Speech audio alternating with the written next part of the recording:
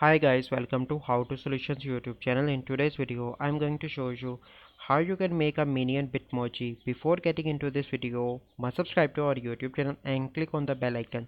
So the first step you need to do is to open Snapchat. Once you open Snapchat, you simply need to click on the icon in the top left. And here in the top you will find the option of create avatar. So I already created, so I simply need to click on that.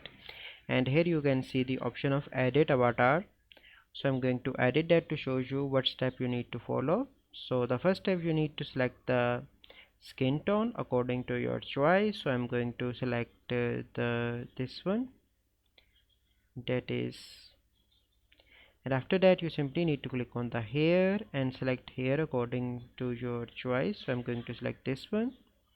After that you can select the hat if you want, and if you want you can remove that like I am doing.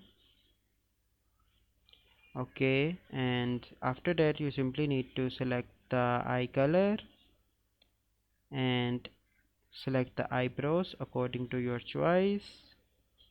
After that you can change the costume.